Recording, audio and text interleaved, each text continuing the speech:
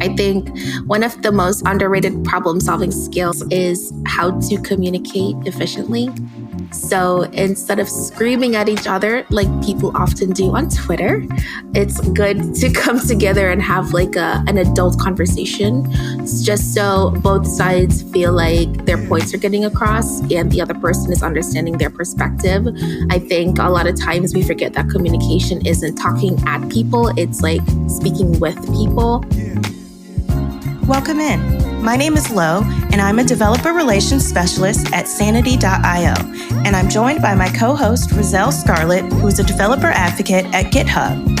And you're listening to Human Readable, a monthly series where we discuss a new approach to learning how to foster and maintain diverse, inclusive, and welcoming tech communities.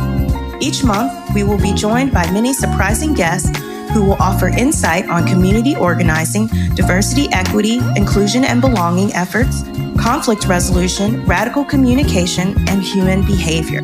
Want to find out how a kindergarten teacher, musicians, artists, social workers, and more can help you moderate your virtual community? Tune in. Human Readable is brought to you by Heavybit, the leading investor in developer-first startups. For more information, visit heavybit.com. If you're interested in being a guest on this show, or if you would like to suggest a topic, find us on Twitter at LoisRen. That is LOWISREN. Hey everyone, I am so excited to introduce today's guest. Her name is Kedasha Kerr. Prior to this release and when this podcast was recorded, Kedasha was a developer advocate at Lacework. But today she's my coworker. Kedasha is a developer advocate at GitHub, where she enjoys creating content to engage the developer community. Prior to her transition in the world of tech, she worked as a social worker in various government agencies and attended an intense coding bootcamp in 2019 to make her transition to software development. She finds joy in helping others learn about the tech industry, and she creates technical content on Instagram and TikTok for new and aspiring technologists at It's That Lady Dev. She has spoken at conferences, online workshops, and multiple podcasts about her experience as a software developer. When she's not creating content online, you can find her in the kitchen cooking up her favorite Jamaican dish. All right, everyone, let's welcome our guest, Kedasha. Kedasha, thank you so much for coming on the podcast today. How are you doing? I'm great. How are you? Thank you so much for having me. I'm doing well. How are you doing, Rizel? I'm doing awesome. I'm doing amazing. Fantastic. All right, let's get into it. So before you became a software engineer and a developer advocate, you were a social worker. Can you talk sort of a little bit about your day-to-day for the people listening who maybe are unfamiliar with social work duties or the type of work you did? Yeah, so I studied social work in college, and right out of college, I worked with the Florida DCF as a child protective investigator. So what did that include? That included me doing a lot of case notes, doing a lot of work with police officers, going to the courthouse to advocate for a kid's safety, and sometimes having to remove children from their homes because of unsafe conditions. I've also worked with a few domestic violence shelters as a victim advocate. So I ensured that clients had everything they needed when they left a very dangerous situation. Sometimes in the middle of the night, we'd have like women coming to the safe house to stay. So we just had to make sure that they were comfortable. They had everything they need. They had counseling. We set them up with services. Then after that, I've also worked as a case manager. So a case manager is someone that goes out into the community and meets with clients and help people with their basic needs is what I would say. So like housing, food, school, medical, just connecting individuals with government services that they qualify for and helping them to, I guess, advance in their lives and become like more stable humans. And then I got tired of being client facing. So I worked in government, and in the government portion of things, I was on the finance side. Don't ask me how I went from being on the streets to working in the finance department, but I was doing a lot of accounting. So like accounts payable, receivables, grant billing. So like that was the full gamut of my role as a social worker. And then I just got tired of it all. Yeah, I feel that. I mean, transitions happen all the time. I transitioned myself from social work and was doing syringe exchange and very much out in the community with people and working with folks and doing a lot of community-based programs to doing sort of full-time web development and software work within the context of social work still and sort of community-based program work. So I get it. Like sometimes you just need a break from those sort of very people-facing work, which can be super intense, and it's a lot of like communication and skills involved there. So I totally get that. Yeah, it's absolutely intense, and it's a lot of emotional work. And I think that's why I got so exhausted, just because of the emotionality of it and just seeing the struggle every single day. It was a lot. Yeah, I can understand that. And just to add, like, it's realistic for people to have like different career journeys and paths. Like I know, like, especially when you're young, you're like, oh, this is the one thing I'm going to be doing. But then you realize, wait a minute, like it's wavy. Like I went from drawing people's blood as a phlebotomist to doing help desk to doing software engineering. So I get that. And I know you said it's like emotionally draining. So I can imagine that like there's conflicts happening. Like in a perfect world, there would be no conflicts in your role as a social worker. But I have a bit of like a loaded question for you, I guess. The first part of the question is like, what did conflict resolution look like for you as a social worker? What did that communication look like? Were there any like techniques that you used, or how did you adapt your communication style when speaking with different people? Yeah, that is such a great question. I think for me, conflict resolution has a lot to do with active listening and making sure that we hear exactly what the person is saying and not what we think they're saying. So active listening for me means not thinking about anything else but what the person is saying. You know how sometimes somebody's saying something to us and we're already thinking about our response, and we can't wait for them to stop so we can say what we want to say. So active listening, that is not active listening. Active listening is giving your full attention to somebody who's talking so they know that you're listening, you're there, and they're important to you, and their issue is, of importance to you, and you really want to help them. So I tried to make sure that I was doing that as much as possible because that was a part of my training. And instead of telling a client what I think they need to know or where I think they need to be, I try to meet them where they are.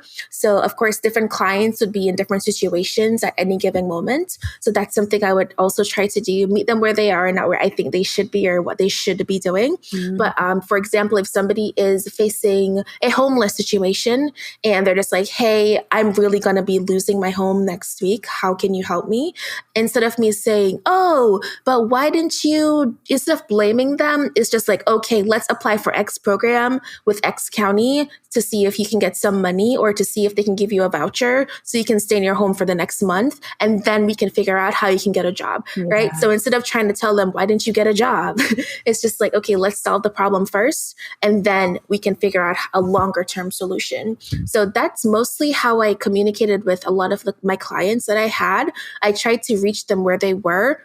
It's a lot of empathy. It's a lot of listening. It's a lot of patience because sometimes I would provide all the resources. And one thing about me, I'm resourceful. Okay, I'm going to find the resources. And I even do that now. I do that now as a software engineer and a content creator. I will find the resources for you.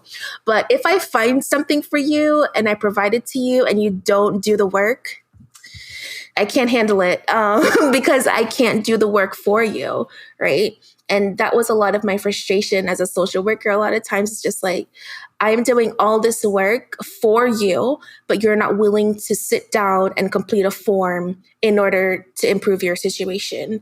Hopefully that answers your question. No, it does. It does. And it brings up like that same experience, even though I'm not a social worker, of like even in like running G code or being a developer advocate, people reach out to me, hey, can you help me get to this and do that? And then I tell them, and it feels like they want me to do the work for them. And like, Yes. we can bring a horse to water, but you can't make them drink it. Is that like the right term? Yeah. Wait, Lauren, I'm curious for you too. Like, I know you were a social worker. What did conflict resolution and communication look like for you? So I think like very similar to what Kedasha is saying, and I will just sort of add to that I think, what active listening really is like being present, right? So very much, I think in my social work situation, and particularly in cases of harm reduction, when you're dealing with a lot of humans who are experiencing addiction or active drug use and various other circumstances that arise from sort of extended periods of drug use or active addiction, you have certain circumstances like homelessness or joblessness, all kinds of these very crisis-oriented situations that can pop up, but also just people being very functional drug users and having very real jobs and understanding that sort of life experience and being able to be present in a conversation with someone and not have this script in your mind, right? Because I think a lot of times when we have any kind of role, whether that be a social worker or community manager or DevRel, Dev Advocate, you have these sort of built-in scripts in your mind when you're talking to someone in that context. But sometimes it's not relevant to what the person is actually saying. So that's why you have to be very much active and present in that conversation, because sometimes what someone is saying is, no, I'm not ready to go to rehab, or I'm not ready to go to this program. But if you have a script in your mind that's pushing rehab, you're not actually going to provide the services that you need for that person in the same way that you speak to people in, your tech community or in the greater community of the company that you work for. People don't all have or approach problems in the same way. So make sure you're actually like listening to the person, listening to what they have going on and being present, I think is the big thing. But also sort of just to comment about some other things that are said, I think sometimes we as even social workers or DevRel folks or Dev advocates, we have this idea in our mind that our resources didn't work if the person didn't follow through, and we take that very emotionally and personally. True. That's definitely me. Yeah, I think it's all of us, right? Because we're doing this kind of work because we want to help people, even in, sort of the tech space. We want to help people. We want to provide access. We want as many people to get in the door as possible, right? Yep. But I think that taking a step back and really thinking about like, what is my end goal? My end goal is to provide resources and provide a way for this to happen. I have no control over whether or not people actually get on that path or actually use those resources. However, that doesn't mean that just because these people did not do that the next people won't. So you got to keep doing it, right? And I think it's sometimes really hard to stay, like, I think motivated, particularly when you have situations go wrong or you have, like, you've done all this work and you feel like people are not following through. But just recognizing, what you do have control over is always providing those resources and being present. I definitely feel like Lauren is calling me out because that is 100% me. Like I low-key get so upset. Like I don't show my community that I'm upset because that's not the environment I foster. But behind the scenes, I'm just like, wow, really? You asked me for this. I provided it to you and still you're here. But I think it's also realizing that people have varied experiences and where a person is today is not where they will be tomorrow because life happens and it's a matter of offering grace. So thank you for that perspective. I will try to practice more patience behind the scenes.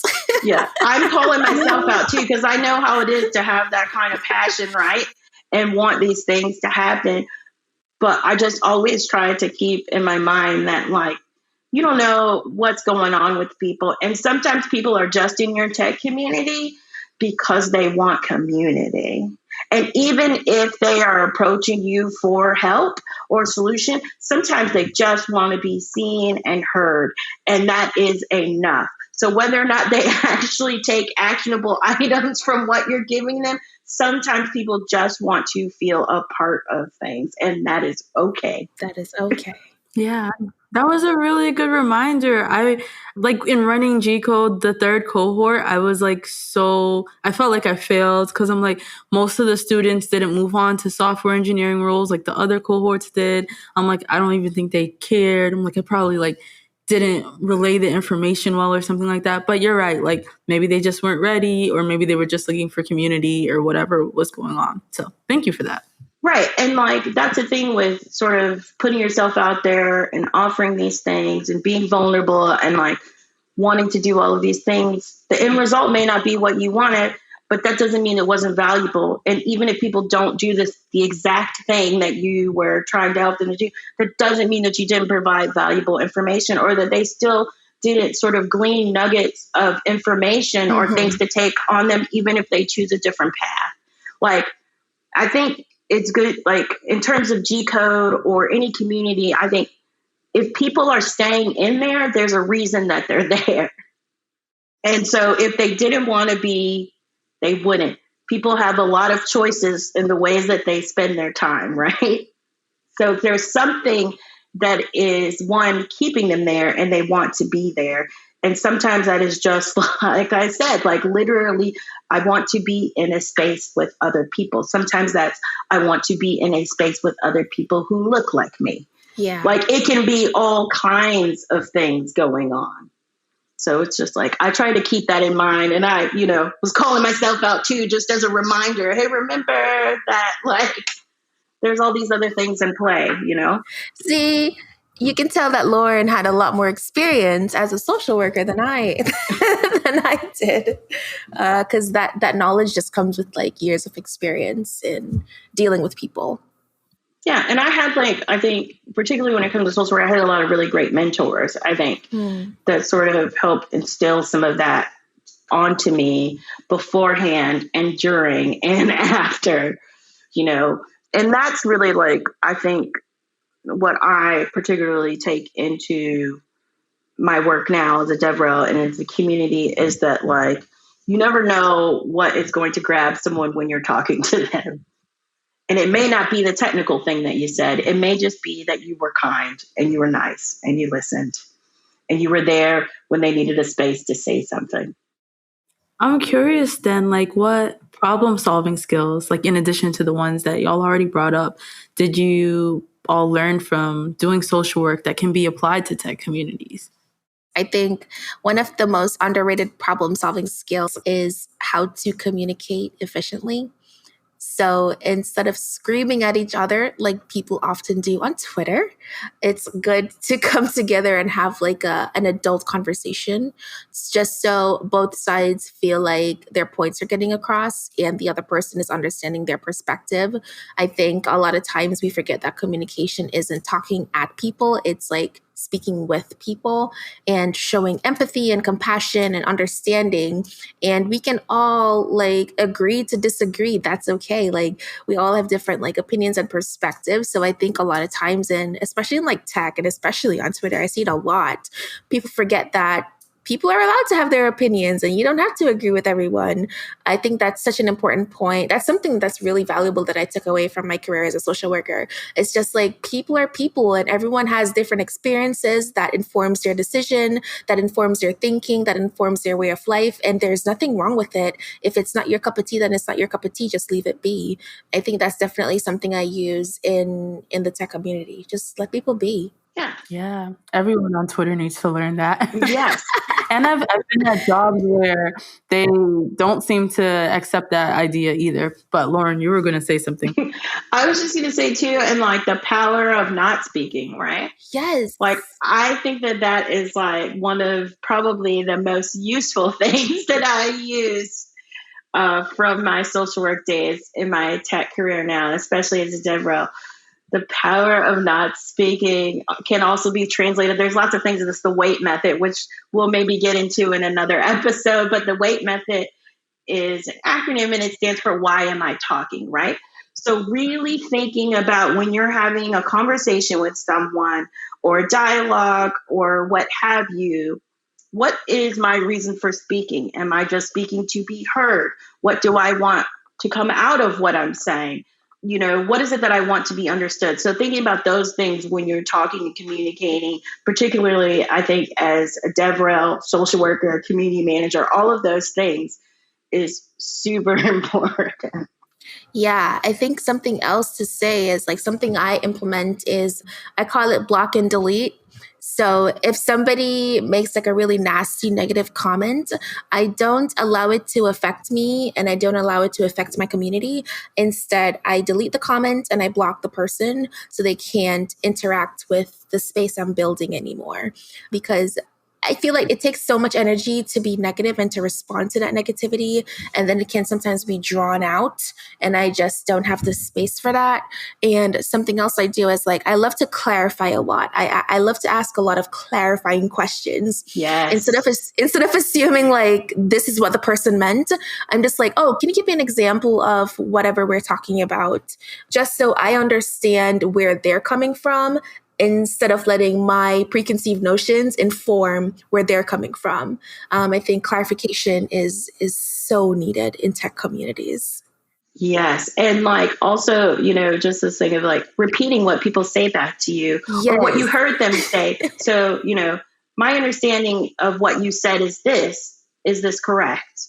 Just further on the clarification tip, like, am I hearing you or did I read correctly what you're trying to say? Because that sort of goes along to, I think, what Rizel and I were talking about with Demetrius in our last episode, which was intention versus impact, right? And if you're really trying to sort of suss out a scenario or an incident that happens in your community, like figuring out the gap between intention and sort of impact and being able to really explain that, you really have to know what went on, like, and what's going on. So asking those clarification questions, super, super needed. And it should be a skill that every DevRel or community manager who's working within a tech community should deploy.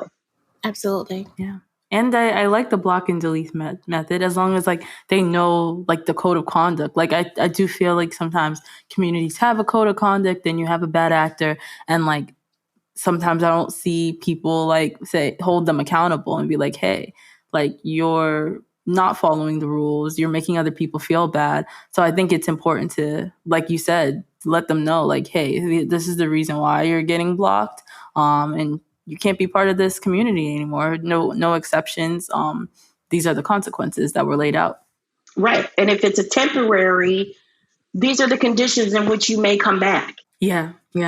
Because I'm a firm believer in a restorative process, right? And it's one of the things that I'm trying to implement in the Sanity community, which is sometimes, there is a need for temporary suspension or a temporary timeout from the community, right? But if you just send someone away and say, oh, you violated our code of conduct, here's where you violated, you're going to have a timeout for X amount of time. If you don't provide any, like, here are the conditions in which you can come back or attempt to come back, this is what you need to do, and these are the things you need to understand, then you're just bringing someone back who maybe fully doesn't even understand what they did or why they had a timeout and may produce the same behavior again, right? So if you were in a situation, I think, where you're going to allow people to come back and everyone sort of just decides on what that behavior is and where that threshold is and where that line is, you need to have some restorative work happen there. Ooh, wait, can I know what like conditions that people can come back on? I'm like curious what that looks like. Like, how do you? It depends on what it is, right? I think it depends on level of severity, because sometimes some people just need to be gone and that's it, right? Yeah. But when it is, and this is obviously after some clarification, so one, you have to have time to do this kind of work because you need to actually have time to invest in sort of, doing an investigation and figuring that out. It may be that, okay, you're still going on a timeout. Here's why you're going on a timeout. In order for you to come back, you need to go through some kind of education process and give some resources. But that means that on the back end, when that person is able to come back, someone needs to follow up and, unpack that situation and have do you understand? Do you have any questions about the education materials that were given to you? Is it clear to you now what is expected of you in terms of behavior and communication in this space? And I fully recognize, and I'm totally realistic, that is not always feasible for every tech community, but there are still some sort of pieces that you could take away from something like a restorative process that has a heavy enforcement back end. So that means you have a living, working code of conduct that updates regularly. Living means it updates regularly. It changes. The world changes. Society changes. All of your things that provide a guide for expected communication and behavior should also change within your community space. So you have that to back you up and have clear expectations within that of what to do and what not to do. What happens when you do a thing that you should not do in this community, right? So if you have those pieces in place, then you can sort of implement some of these strategies, right? But if you have a situation where you just have a code of conduct and you link to it off on like your website, but you never really refer to it, it's kind of like, it's like this dead document. It's like a checkbox. Code of conduct done. Yeah. One of the things I think too that is really good about sort of community-based work and social work in particular is we're really good about repetition of resources and repetition of education, right? And so like, I feel like code of conduct needs to be the same type vibe, right? Like, don't show people code of conduct one time. Show them in multiple ways, bits and pieces all the time. Remind people, this is what we do in this space. This is how we talk to each other in this space. This is how we communicate in this space. This is how we behave to our other community members. And then we all, as DevRels, model that behavior, right? So then you create a sort of positive reinforcement for engaging in the positive ways that we want to see in the community. Yeah. I love it. Super insightful. I kind of want to ask about, but I don't know if it's a spicy take for you, about what parts of tech communities have you observed that are broken or could be improved? I don't feel like it's that spicy. But I love a spicy take. yeah, I do. I'm not very spicy online. But I just mean like, have you participated, maybe like have you participated in a tech community that was, even as a participant, right, that you observed was like, oh, this is not how things should go or could be better? I think a lot of times it's just the responses or lack of responses to questions that community members have that gets to me the most. I don't know. I guess it's just like if you say you're going to have a community, I expect the community to be well managed. And I expect if somebody asks a question, especially a well-intentioned or well-informed question, that it gets like a good response. So it's just like the silence is deafening a lot of times for me. And it makes me not want to engage or be a part of the community anymore because I'm not going to be listened to, right? As humans, we all just want to be heard and seen. And not being seen in a community that tells me that I will be seen, it's disheartening. Definitely. And I think, along those lines, I will allow this new-ish content management system to remain anonymous. But recently, I was in a community of a sort of popular content management system or becoming popular, and their community, and this is coming from the people who were organizing the community, so the community managers and the DevRel of this community, I thought were setting a very toxic tone. Mm-hmm. And so at the beginning of like their help channel, for instance, it has some instructions about how you ask questions. And the very last part of that section says, if you ask a question in here, we assume that you've already done X, Y, Z. And I just felt like, one, the tone and the way in which it was written and having it there at all was so condescending. And it didn't take in, one, all of those things that we have just talked about, which is people's life experience, people who are in the community, and not really understanding some like basic, I think, human behavior, right? Most people who ask technical questions in a space like that, they are coming to you at peak frustration, which means they have already tried on their own to solve this problem.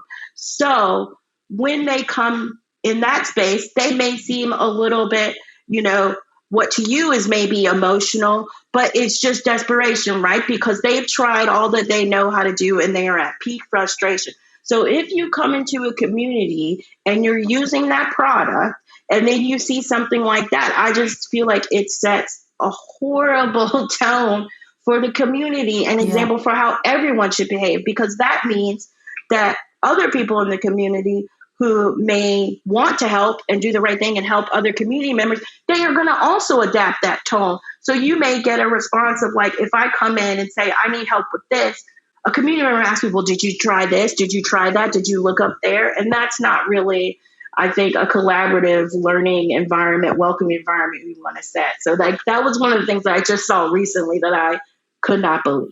Yeah, language and understanding how to, again, communicate with people. I think it's just the biggest pitfall. And like, I strongly believe that communication and empathy are the most important skills in tech.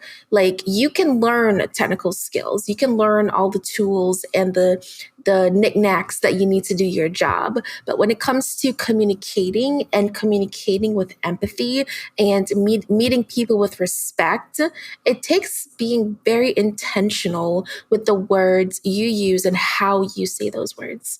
It's wild. Sometimes it's wild in the wild. It's so wild. I was like, what? Say what? Like, I immediately was like, I'm leaving. Like, I don't even want to be here.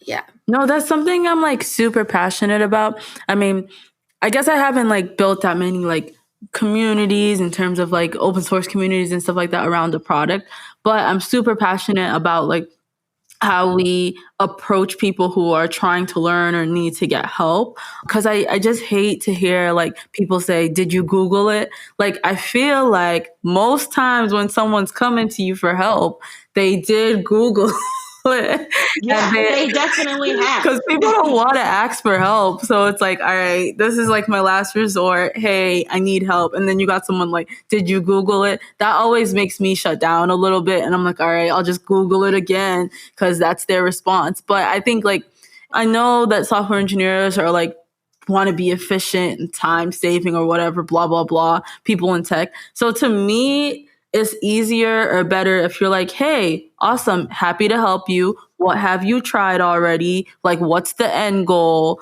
And then like, what result did you see? I feel like oftentimes like you're like, oh, I don't want to waste time helping this person. And we're going back and forth. Those 3 questions should like answer what you need very quickly and you'll be able to help them.